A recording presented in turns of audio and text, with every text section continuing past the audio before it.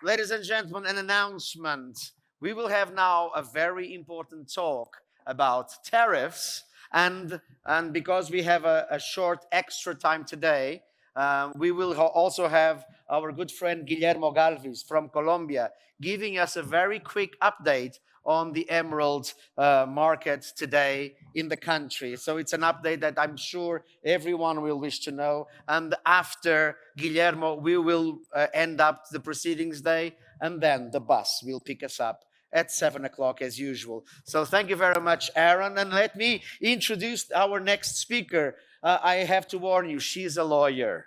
Okay, she's an attorney. Sara has been president and CEO of the Jewelry Vigilance Committee since last year, wasn't it? But I met you when you came into the organization. So she's an expert attorney in intellectual property, in money laundering, legal compliance in many aspects, and she has been involved in the legal aspects of the gemstone trade, terminology, and to basically have best practices in our industry. And the topic is really a hot one. So a big warm applause for Sara Yood. The floor is yours, Sara. Yes, just press the button.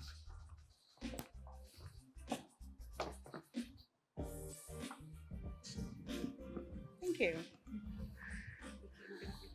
Perfect. Thank you so much. Good afternoon, everyone. As Rui just said, my name is Sara Yood. I am the president, CEO, and general counsel of the Jewelers Vigilance Committee, because why do one job when you can do three? JVC is based in New York City in the US, and we help the jewelry industry with legal compliance. So that means that for our many, many members, we act as sort of this opt-in legal compliance department where you can get questions answered. We provide expertise on the law in the jewelry industry. And I just want to say a quick thank you to ICA, to IBGM for bringing me to give you this presentation. I'm really excited to talk about it. It's obviously a very, very weighty topic. And I also want to shout out the translators who have been doing incredible work all day today. And I told them before I gave this presentation, I wanted to test a couple of words with them just to make sure that we've got it right. So, the word tariff, I think we're good. The phrase substantial transformation, that's going to be a very important one. Dubious, that one's going to be really important. And then mishigas, I don't know if you guys got that one, but that's Yiddish and it means crazy. All of these words are going to be important for what we're talking about today. So I'm just going to give you a little bit of history of sort of the US tariff landscape, some notes on the recent China tariffs, what has happened this year specifically. We're going to run through about 10 different hypothetical situations, some of which are not actually quite so hypothetical. They are definitely happening. Some of them are more hypothetical because they are probably situations that wouldn't actually happen. But just to sort of test our theories, make sure that you understand how this works. And then we're going to leave plenty of time at the end for questions and answers. One note, I am a lawyer, but I'm not your lawyer. And so this presentation is not legal advice. This is legal guidance. I am here to try to answer your questions, but if you have a very specific situation, I would strongly suggest seeking out your own legal advice from not me, to be clear. Okay, so how did we actually get to this crazy situation that we are in? In the United States in the 18th and 19th century, tariffs were the primary federal revenue driver. The Tariff Act of 1789 was the first major act of the United States Congress after it was established. That Tariff Act had 3 goals. They're going to sound very familiar to you. Those 3 goals: 1, raise money for the government; 2, protect developing manufacturing industries in the United States; and 3, raise revenue for the federal debt that was incurred during the US Revolutionary War. After that, in the early 20th century, the Smoot-Hawley Tariff Act was passed, and that was in 1930. That law raised tariffs on over 20,000 different imported goods. It was done in response to the Depression in the United States, but it actually ended up deepening the Depression in the United States. It led to US exports and global trade plummeting, and is now generally seen as not a great policy. After World War II, the United States moved towards sort of a more liberal thought on trade, had a lot of emphasis on multilateral agreements with different countries. In the late 20th century, the United States lowered tariffs under NAFTA, the North American Free Trade Agreement, other WTO agreements, and they had trade normalization with China in 2000. So this is just to sort of set up sort of how the US policy has evolved over the years, and to sort of highlight why what has happened in the last few months is so wildly out of line with what was going on before. So, in normal times, just so you understand the way the law works, how tariffs are enacted. Customs and Border Protection, so CBP, will implement tariffs through various classification and valuation systems. And so those decisions are usually subject to a period of public comment where anybody, US citizen, non-US citizen, anybody affected can make a comment to the US government about why something should or should not be on that list. It's also subject generally to trade negotiations or WTO dispute resolution processes. And the goal of these is to protect domestic industries. Again, as I've said, that was the original goal of the US Congress when they passed their Tariff Act in the first place. It's also to make sure that countries are retaliating fairly, raising revenue, addressing unfair practices, and generally the way the laws are structured is that not one person can just make that decision. It has to go through a whole regulatory process. So just noting that for the last few years, we've had a general escalation in the US and China tariff negotiations. So in April of 2017, shortly after becoming president, Trump, and I'm so sorry, I don't speak Mandarin, and I'm going to say this wrong, but Chinese President Xi Jinping agreed to a 100-day plan for the trade talks. And this was all intended to reduce the US trade deficit with China. So this is something you're going to hear the US administration currently talk about a lot, is our trade deficit with China, meaning that they send us more things than we send them. These talks from 2017 failed by July.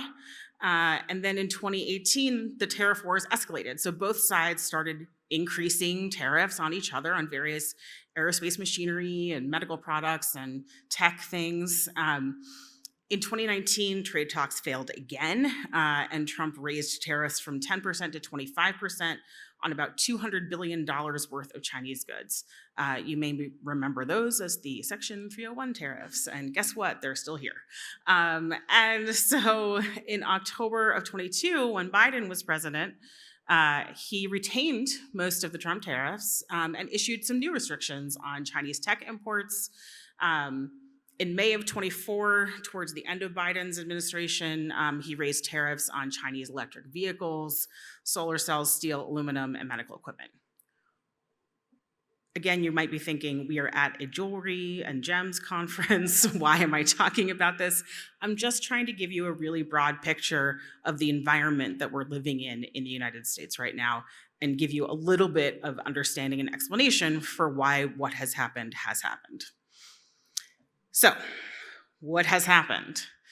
All that nice stuff that I said about a regulatory process, and you get to make a public comment and you get to be heard, has been thrown out the window because the way that Trump has used his authority to create these current tariffs is under the International Emergency Economic Powers Act, which is a law that basically says The president can regulate commerce during declared national emergencies.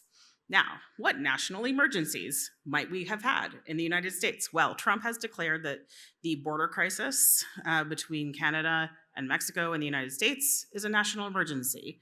Trump has declared that the fentanyl crisis is a national emergency. And he has used these things to justify enacting the broad tariffs that he has. So again, this bypassed public comment, it bypassed congressional review, and it bypassed the World Trade Organization. Obviously, we're a little bit concerned because this is a real expansion of executive power and trade policy without, a check from the judicial branch or the legislative branch in the US, which is what normally happens. And this act gives him the power to do this pretty continuously. However, Congress in the United States could try to walk some of that back. They have the power to issue tariffs. They've just delegated that power to the president, so they could probably walk some of it back. We'll see if that happens. So, what actually happened with this? Notwithstanding the United States-Mexico-Canada agreement, which was sort of the follow-up to NAFTA, which you may be more familiar with, which is supposed to allow duty-free imports in between the United States, Mexico, and Canada. Trump announced a plan right after he was inaugurated to impose 25% tariffs on all of the goods from Canada and Mexico to take effect on his inauguration day, January 20th, 2025. This plan was originally delayed 30 days to allow for the countries to work together to try to address, again, the border crisis, which absolutely existed with Mexico, maybe not so much with Canada. And so, they delayed this to try to negotiate. On February 4th, Trump implemented a 10% additional tariff on all Chinese imports into the US. That eventually went up to 20%. So when we talk about the 20% fentanyl tariffs, that's the one I'm referring to. The executive order about Chinese goods also eliminated the de minimis $800 duty-free threshold. So I've been told that lots of gem dealers were using that $800 threshold to send some stones back and forth to the US. Unfortunately, now, if they're coming from China, you will not get to use the de minimis threshold to avoid duties on shipments. China, of course, understandably, I think, has rejected the US rationale linking tariffs to fentanyl control, and they have enacted their own retaliatory tariffs on many US goods. And I'll just note for you all that I wrote this presentation a couple weeks ago, and then I revised it, and then I had to revise it again, and then I had to revise it again like 5 days ago because things keep changing. So I'm actually not 100% certain which version of this is being shown, but yeah, okay, great. Here we are. Cool. So then what happens? April 2nd, Trump is declared Liberation Day as he announces from the Rose Garden a whole list of new reciprocal tariffs on almost every single country based on dubious trade deficit calculations. There's our dubious. And essentially you saw, I'm sure, that long list of wacky numbers that didn't really seem to make any sense. And it turns out that probably they didn't make any sense. They were based on these perceived trade deficits that didn't really necessarily exist, or they really targeted some poor countries like Lesotho that only export diamonds to the US and they don't have any money, so they don't really buy anything from the US because they can't. So those tariff rates ranged from a baseline 10% on most countries to 50%. The 10% baseline went into effect April 5th. The escalated reciprocal tariffs were supposed to go into effect April 9, which they actually did for about, 12 hours or so. And then they announced that they were going to walk those back. So Canada and Mexico are exempt from that 10% baseline tariff because what they've negotiated with Canada and Mexico is they have a 25% border-related tariffs, but they are exempting goods that fall under the United States, Mexico, Canada agreement. So And basically with that, the classification for those goods is quite complicated, but essentially, if all of the component parts of a product are from the US, Canada, and Mexico, it's probably exempt under the USMCA. Along with that announcement, the China tariffs were announced as 34% on top of the 20% fentanyl related. That ultimately ballooned all the way up to 125%, and China retaliated on the US. And that's when you saw shipments just completely stop between China and the United States, because nobody was willing to pay what was essentially a minimum 145% tariff. Because you have to remember that these tariffs, all of these retaliatory tariffs, are all on top of any existing tariffs that you were already paying. So if you were already paying 13.3% for your diamond jewelry coming in from China, you were going to be paying 13.3% plus 145% tariffs on those goods. No one's going to pay that. And so everybody sort of stopped. I heard some really fun rumors from the US trade that an Indian diamond dealer hired a 747 and filled it with diamonds and shipped them all to the United States before the tariffs were announced. That one was cool. I heard just some fun rumors about negotiating for space on vessels and things like that. I think that absolutely was happening. And people were really trying to make sure that they got their goods into the country. And I think you can see that some of the sort of like data aggregators will show that there are more diamonds now in the US than there were before these tariffs. So the afternoon of April 9th, Trump announced a 90-day pause to negotiate these rates with each individual country. And so then on May 12th, this is my last revised one, yay. May 12th, Trump announced a 90-day deal with China to go back to that 10% baseline tariff, plus the 20% fentanyl, so 30% total, plus again, whatever you were paying beforehand. Do you all agree with me that this is really complicated? And unnecessarily so, probably. Yeah? Okay, great. So I also want to just note that de minimis threshold issue. So that February 25 executive order eliminated the $800 de minimis threshold. So it previously meant that you could send duty-free goods that were valued under $800 straight in. And this was the sort of Temu and Shein model for goods coming into the United States. These Chinese companies were just drop shipping, couches without having to pay duties on them because they were under $800. So now all Chinese imports, regardless of value, are subject to the applicable tariffs and duties. Obviously, this really impacts small shipments and e-commerce, including international jewelry transactions under $800. We're also a little bit concerned that it could slow down customs clearance time for goods, because there's just going to be a higher incidence of goods trying to get through customs, and it'll increase costs because we're going to have to just pay more for shipping and everything like that. So our recommendation is reviewing your shipping procedures. We strongly recommend working with a customs broker if you're not already. They have just so much knowledge about the intricacies of these systems and the way that they work. And they can help make sure that your shipments are documented and properly classified and will actually make it into the US. Okay, so just a sort of notes about what is different from the policies, under Trump. So first, it's the use of IEPA to impose those blanket tariffs. Second, the elimination of the de minimis threshold, as we've talked about.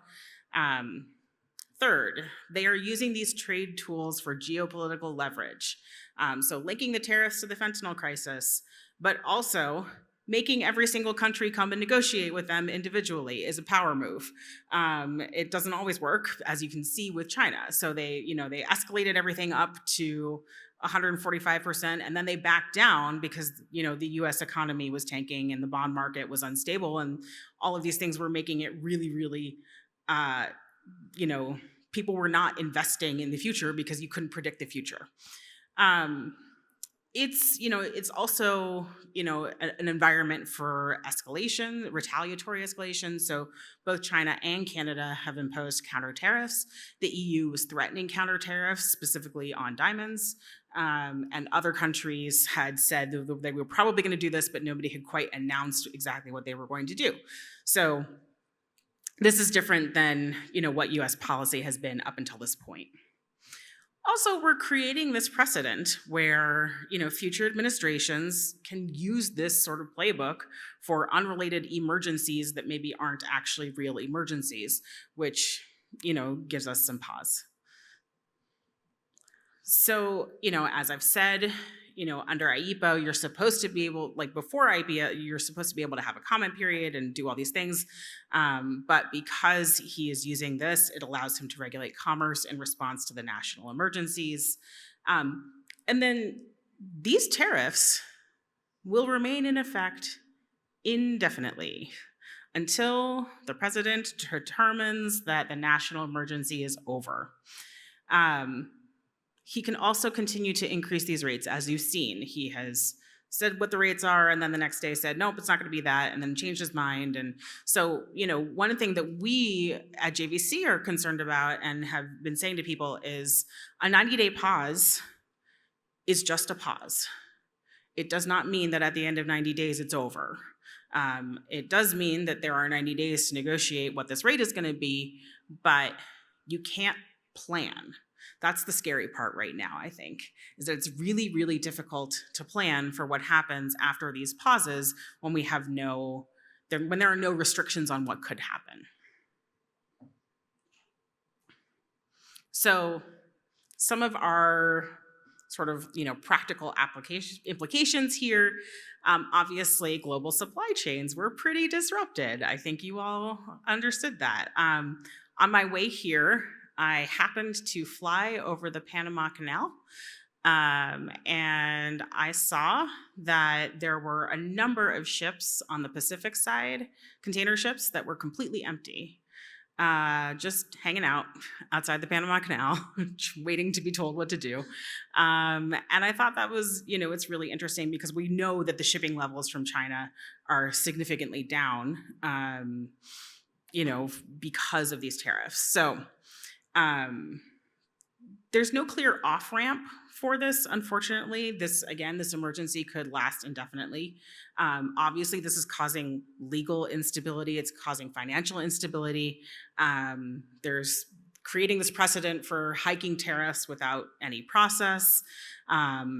It creates compliance chaos because we all now have to remember and go back to our original classifications of country of mining and country of origin and certification demands. And then also, again, this sort of piecemeal negotiation is really scary because each country has to come and negotiate some deal. And that what that means is that some countries are going to find relief before others. So on May 8th, the United States announced their first trade deal, and they said they had agreed to a framework with the UK. Interestingly, that deal leaves the existing 10% baseline tariff in place, but it allows some relief for products that the two countries deemed were important to them. So steel and beef and other agricultural products were going to have an easier path. In that deal, if you read the sort of statement from the White House, both countries made commitments on economic security and intellectual property. That's about as much as we know. They haven't announced any further details. It's unclear if any progress has been made, but I think that 10% baseline tariff is an enormous clue as to what is going to happen. I don't think any country is going to negotiate a deal with the United States that will be lower than that 10% baseline threshold. So if you can plan for nothing, one thing you can probably guess is that it will be a 10% minimum baseline. The way that we do our work at JVC is, we're pretty deep in this regulatory process. We read lots of, unfortunately, I have to go to the whitehouse.gov website every day and read the news and see what's going on. But reading those frameworks is actually really does, clue us in as to what is going to happen with other countries. Before I go to the hypotheticals, one other thing that I learned recently about the China deal. So, we're on this 90-day pause with China, and there was an executive order issued which said, okay, we have a 90-day pause with China, so we're going back to the 10% baseline plus the 20% fentanyl. You may recall that the first escalation with China went to 84%, it was 34%, and then 84%, and then 125%. In the executive order that announced the pause, they eliminated the 84% and the 125%. So right now that 34% is still in place, but the higher escalations are not. And what we think that means, and again, this is conjecture, but what we think that means is that the US administration does not have a huge appetite to continue this escalating war with China. They saw what it did to the US economy. Enough folks spoke up, talked to their representatives, talked to the executive government and said, this does not work. You are making trade absolutely impossible.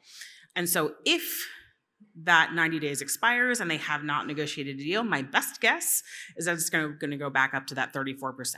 So that means it would be the 34% baseline tariff plus the 20% fentanyl plus, again, whatever you were paying beforehand. Okay, moving on to some of our hypotheticals, some of which are very goofy and some of which are totally things that really happen. Okay, so our first hypothetical, this is what we do in law school, by the way. We look at hypothetical situations and try to figure out what the answer is and how this would work. So this feels very natural. Let's say we have a rough diamond that's mined in Botswana. It is cut in India to 0.6 carats and imported into the US. Which tariff applies? Our country of mining is Botswana. Our country of origin is India. So this currently will be subject to the 10% India tariff under the current rates because it has been cut and polished in India, and cutting and polishing is considered a substantial transformation. So what that means is under the law, even though that diamond was mined in Botswana, because it was cut and polished in India, it is now a product of the country of India. You also, by the way, still have to deal with Russian sanctions. So you must file a self-certification that that diamond is not of Russian origin. So don't forget that. Our second hypothetical, if jewelry is cast in the United States and exported along with old stock emeralds for setting in Hong Kong and re-imported for sale, the answer to origin is the United States, because it turns out that casting is substantial transformation, but setting gemstones is not. So that ring is US origin, and so you only are going to pay the tariff on the cost of labor in Hong Kong. And P.S., the United States treats Hong Kong like it's China, so all those China tariffs will apply. Okay. Let's say you're in the United States and a customer purchases, that is supposed to say that you purchase a ring from a customer and you send it to Thailand to get it repaired and it's returned. It is actually quite possible that that ring will be excluded from any tariffs because there are certain codes that allow you to send things out for repair and get them back without paying tariffs on them. So that is one where you would want to explore. There's about 10 codes that are specifically for, repairs or displays or things like that. Those are still considered tariff-free. Okay, our scenario, we have a necklace. It is made with Italian gold chain. It is set with stones in Mexico. The origin of that necklace is going to be Italy. So under the current policy, there's a 25% tariff on all Mexican imports unless they're qualified for USMCA. This necklace even though it was set with stones in Mexico, is still going to be a product of Italy because setting is not substantial transformation. So the tariff is still going to be the 10% EU tariff right now. Okay, let's say you found a Canadian gold chain manufacturer and you sent that gold chain to get set with stones in Mexico. That's going to be Canada origin. And we think that because this necklace is Canadian gold and set in Mexico, it likely does qualify for the USMCA, and therefore it would come in duty-free. Again, I'm aware that not all of these scenarios make a lot of sense, but again, I'm just trying to illustrate the complexity of what we're dealing with. So let's say we have a ring set with diamonds from South Africa, the gold was mined in Peru, and everything was cast and assembled in India. That is going to be an Indian product because, again, casting is a substantial transformation. If that casting was done in India, it's India. And also, don't forget, you have to declare your non-Russian origin for your diamonds if they're over half a carat. So let's say an Argentinian jeweler purchases finished jewelry in India and just drop ships it directly to a US consumer. The Argentinian part does not matter.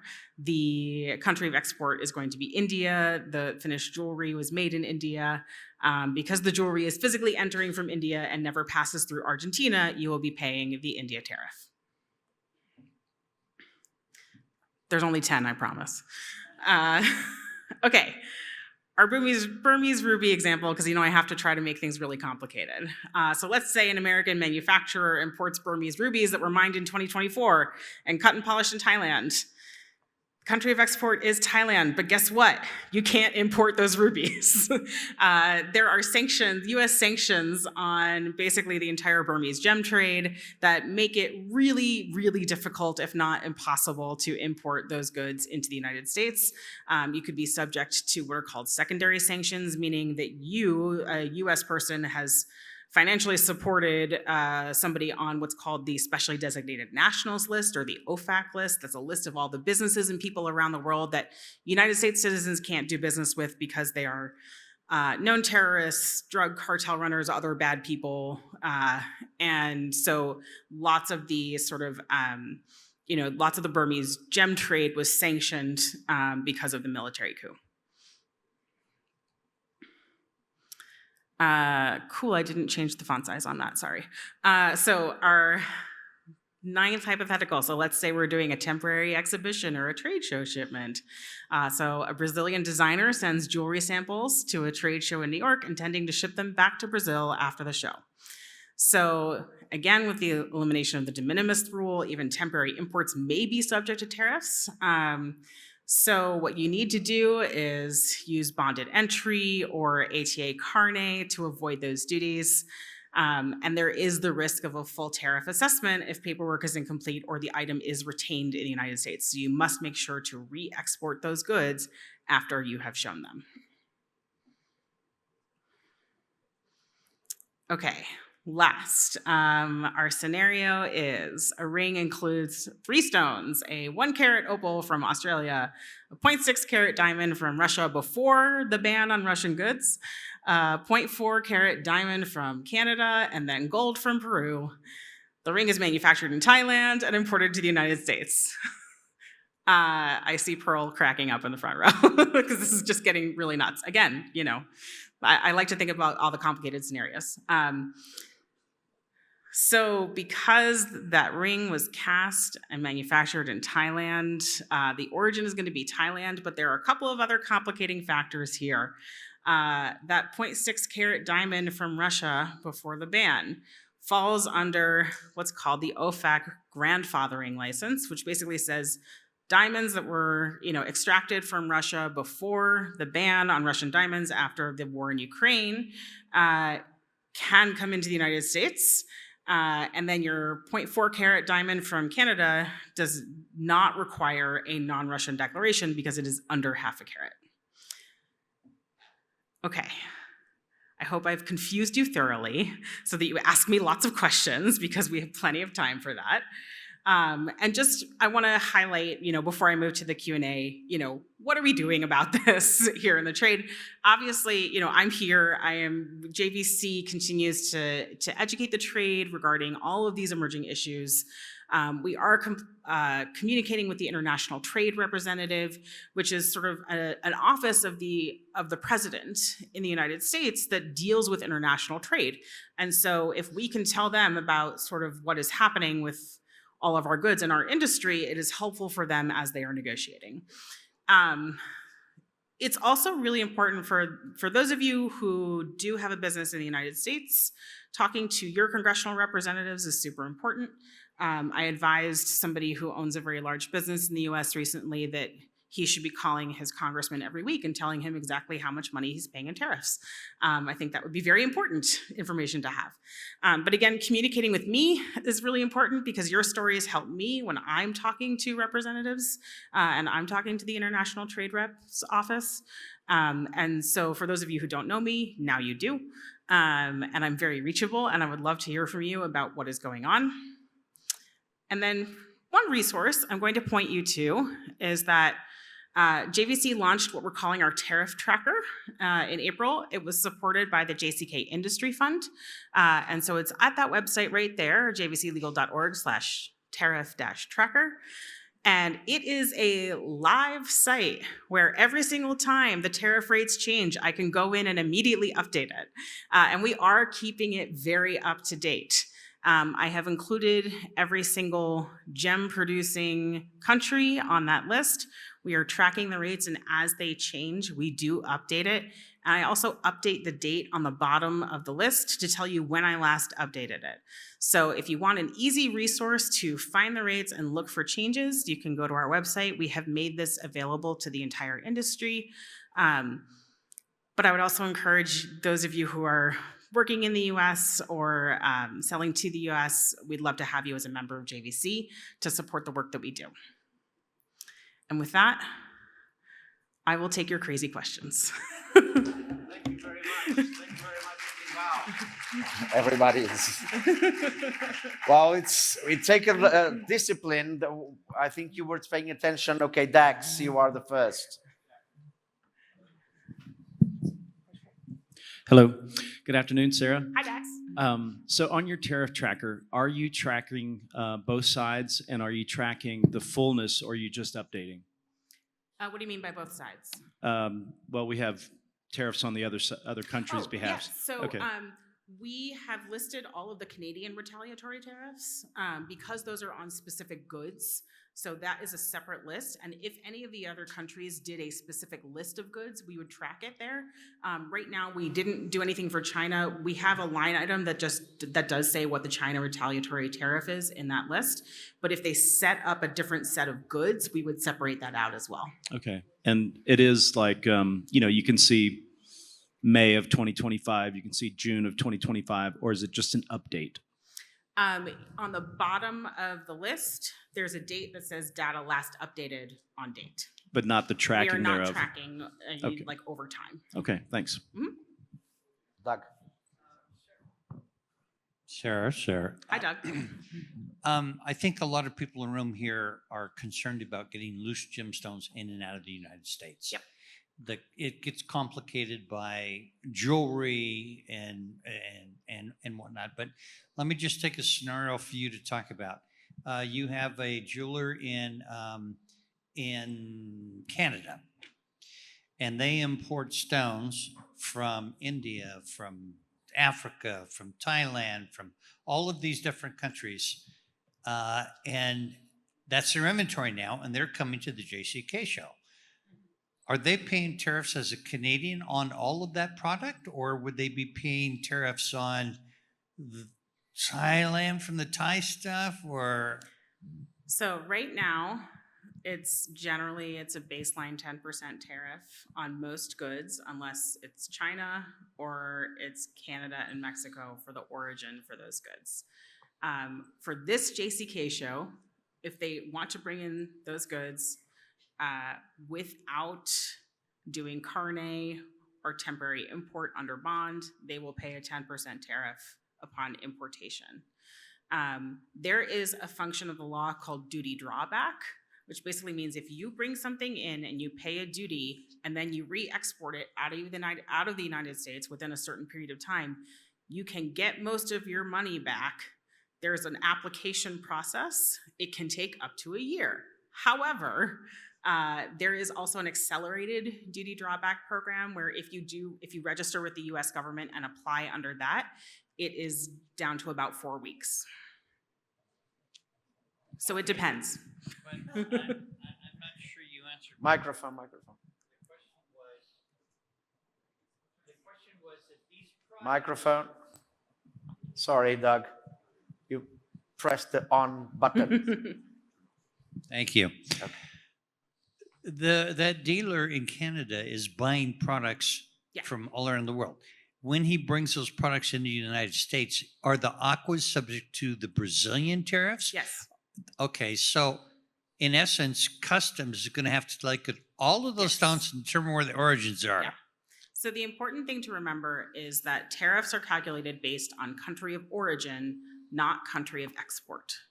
So if you're a Canadian dealer and you're bringing in Brazilian goods, you're going to be paying the Brazil tariff, not the Canadian tariff. Okay, Charles Carmona, you are next. Hi, Charles. Oh. Oh.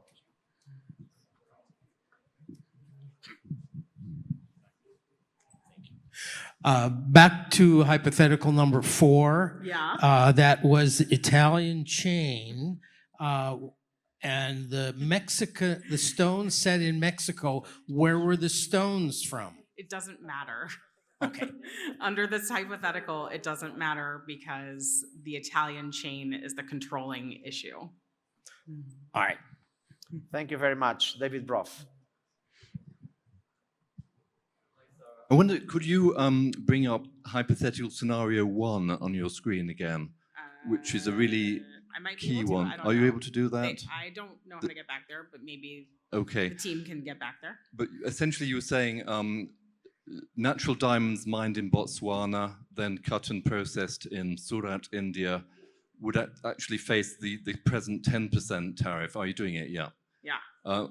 The present 10% tariff, as the country of origin would be seen actually as India. That's correct. And not as Botswana. Yes. So, I mean, going around the trade shows, talking to people, the diamond suppliers seem to me to be even more hard hit than the colored gemstone suppliers. But if President Trump, at the end of the 90-day period, brings back tariffs of 27% on India, which would be massive, Yep. what impact could you foresee that would have on Indian production? I mean, could we foresee, for example, crafting or manufacturing of natural diamonds in India shifting away from Surat in order to legally avoid the 27% tariff in that scenario? I think it's possible, and I think it all depends on what those reciprocal tariff rates end up being, because, you know, we always want to see, I think everybody in this scenario is going to try to find the lowest impact of these goods. And even, you know, when these tariffs were announced, I heard from a New York manufacturer of gold jewelry who said that he got a number of inquiries from jewelers in the United States saying, hey, can you make my goods here? And he said, well, not only do I not have capacity, and I don't have the staff, and I don't have the trained staff, but I know you're going to abandon me when this goes away.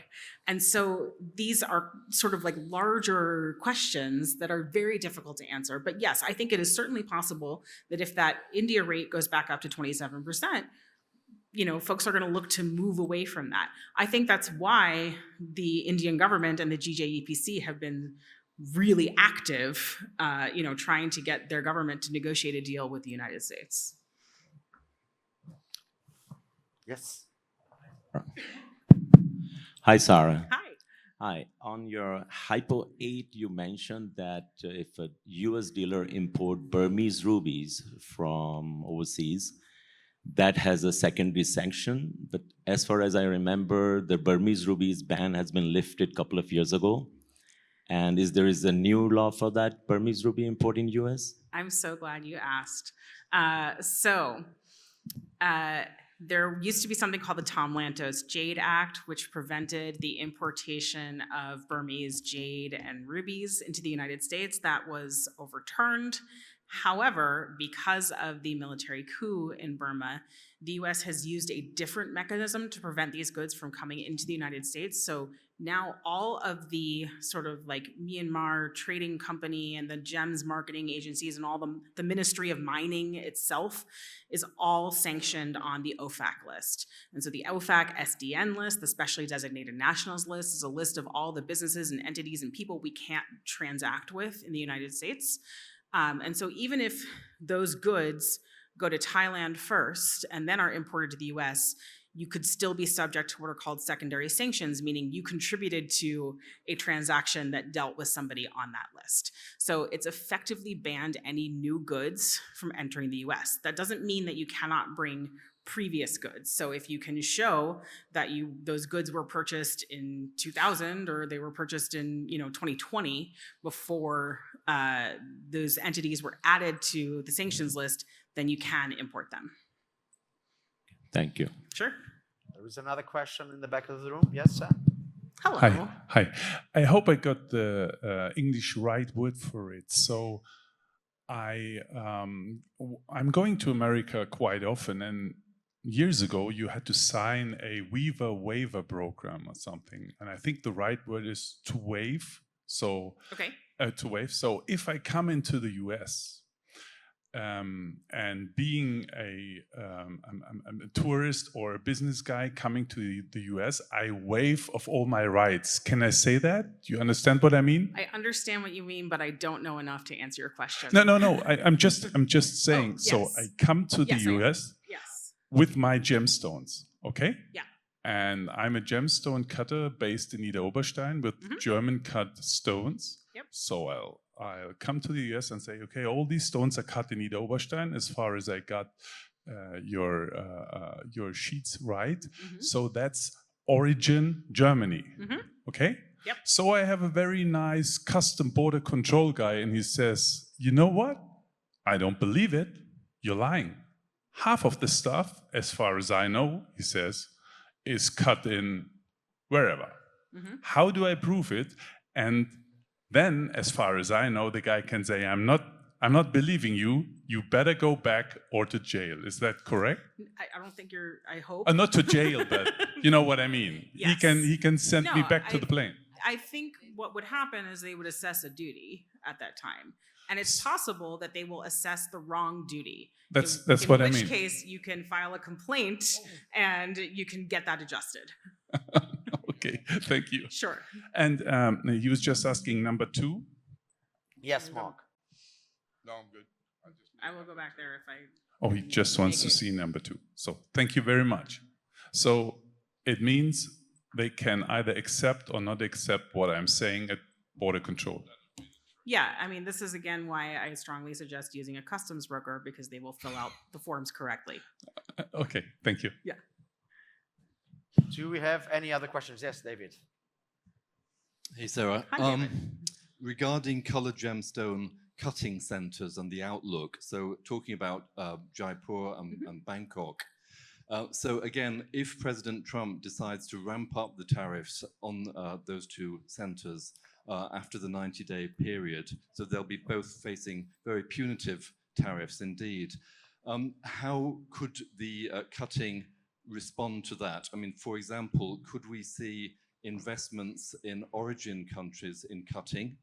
Yeah. For example? Absolutely. I think that there would likely be investment in keeping more cutting in country, especially if those countries of mining have preferential tariff rates. So that is certainly an option. There are a number of projects in the jewelry industry that are looking at this now. That are you have Gem Legacy, running a faceting school in Arusha. There are lots of projects in the jewelry industry that are focused on in-country cutting specifically because it keeps more of the value of that stone in the country. I do think it's possible, but again, it all depends on what those ultimate rates are.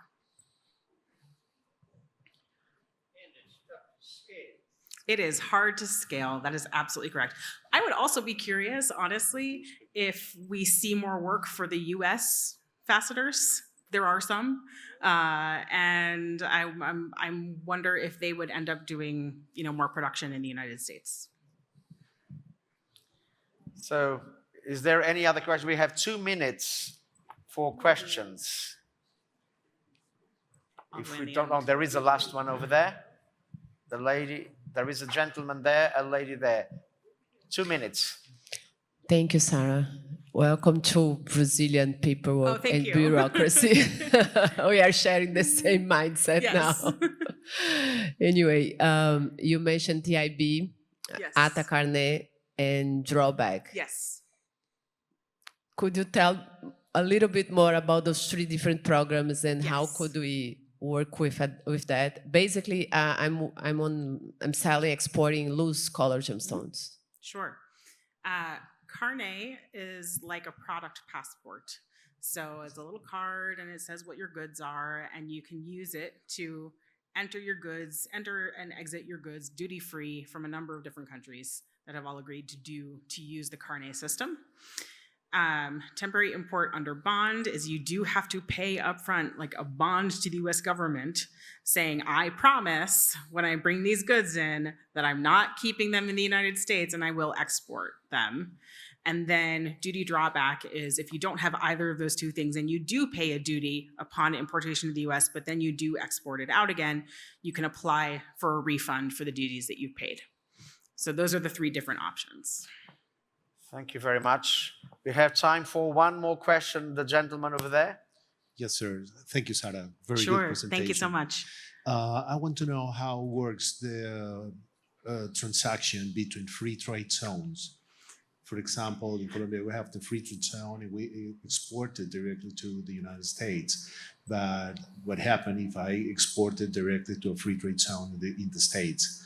What could be your advice, your opinion about it? Thanks. Unfortunately, these duties do not exempt free trade zones. So you bring those goods into the US, you're paying a duty unless it's coming in on a Carnet or temporary import under bond. I think we can accommodate a new, just the very, very last one. Thank you very much. This was Just really quickly, on the TIB, is there a maximum for the import? Is there a limit? For instance, we have a TIB, we have a bond, but is there a limit on that? Honestly, I don't know. You don't know. I would talk to your customs broker. Thank you. Thank you all so much for your really interesting questions. I'm around. You can ask me more. Thank you. Thank you. Thank you very, very much. Thank you very much indeed, Sara. It was really an exciting program. You need a photo op. Let me just go off the frame.